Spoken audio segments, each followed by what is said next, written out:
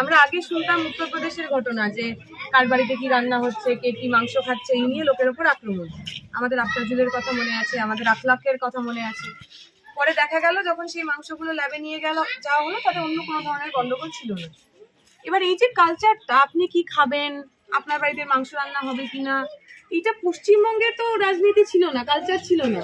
পশ্চিমবঙ্গে নানা জাত ধর্মের মানুষ এত বছর ধরে একসাথে বসবাস করেছেন।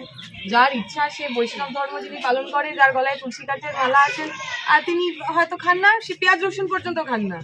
আবার সেই গ্রামেই সেই এলাকাতেই যার যেরকম পছন্দ, হিন্দু মানুষ সে মাছও খান, মাংসও খান, তার নিজের মতো করে জীবনযাপন করেন। এই যে একটা অদ্ভুত কায়দায় আমরা কি খাবো, আমরা কি পড়বো, সেটা যে ঠিক করে দেওয়ার প্রচেষ্টা, এবং একজন সাধারণ মানুষ, উনি তো ওইখানে ওই অনুষ্ঠানের জন্য যাননি, আপনি তো এমনিতেই জানেন, যে কোনো প্রোগ্রামে আপনি যান, তাহলে একজন মানুষ যার কাজ হচ্ছে খাবার বিক্রি করা, তাকে যেভাবে হেনস্থা করা হলো, মারধর করা হলো, এবং কত বড় সাহস, ওকে বলছে যে কান ধরে উঠবোস করতে হবে। ওর যা জিনিসপত্র ছিল, আমরা ভিডিওতে দেখেছি, যা জিনিসপত্র ছিল সেগুলো সব ফেলে দিল, এবং ওকে যেভাবে মারধর করছে ক্যামেরার সামনে, টিভির সামনে। আমাদের যেটা মনে হলো যে টিভিতে, খবরের কাগজে সবাই দেখতে পাচ্ছে, তবুও পশ্চিমবঙ্গের সরকার যারা বলছে তারা বিজেপির বিরুদ্ধে লড়তে চান, যারা বলছেন তারা বাংলার বুকে হিন্দু মুসলিম সম্প্রীতি নষ্ট করতে চান না, তারা তাদেরকে গ্রেফতার প্রথম থেকে করলেন না কেন? আমাদের মনে হয়েছে যদি এটা আমরা চলতে দিই, তাহলে এই বাংলাটার আমাদের বাংলা থাকবে না। যে বাংলায় মানুষ একসাথে বসবাস করে, যে বাংলার গরিব খেটে খাওয়া মানুষ তার মতো করে মাথা উঁচু করে কাজ করতে পারে, সেই বাংলাটাই বদলে যাবে।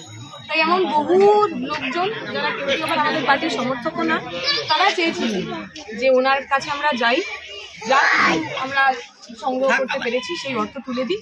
এবং একই সঙ্গে আমরা জানতে পেরেছি শ্যামল বাবু আপনাদের সঙ্গে প্যাটিস বিক্রি করতেন, তিনিও মার খেয়েছেন। তাহলে ব্যাপারটা হিন্দু মুসলিমের ব্যাপার না, যে কোনো গরিব মানুষ, তাকে কখনো তুমি প্যাটিস বিক্রি করছো কেন, প্যাটিসে কি মাংস আছে, এই বলে তাকে মারধর করা যায়? তাহলে হিন্দু মুসলিম সে যদি গরিব হয়, এই রাজ্যে সে ভালো থাকতে পারবে না। তাই বহু মানুষ আমাদের টাকা দিয়েছেন, কিছু অর্থ দিয়েছেন। আমরা তো ক্ষমতায় নেই, সরকারে নেই, সরকারে থাকলে হয়তো আমরা আরো অনেক কিছু করতে পারতাম। আমরা আমাদের মতো করে সাধারণ মানুষ যেটুকু আমাদের সমর্থন করেছেন, সাহায্য করেছেন, তাদের পক্ষ থেকে, পার্টির নেতাদের পক্ষ থেকে আমরা এটা তুলে দিতে চাই।